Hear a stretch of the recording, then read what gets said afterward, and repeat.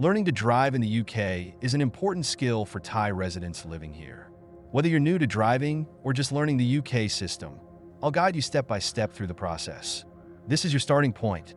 You can apply online at the UK government website or by post, and the cost is £34.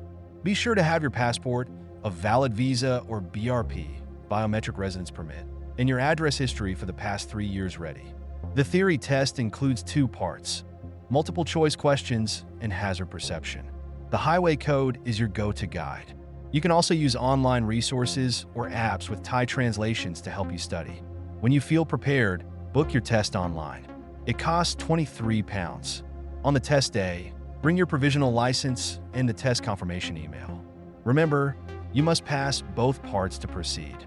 Next, find a professional driving instructor.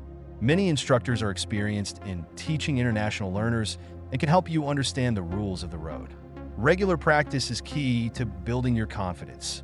When you're ready, book your driving test. Choose a date that suits you and make sure you practice common maneuvers like parallel parking and reversing.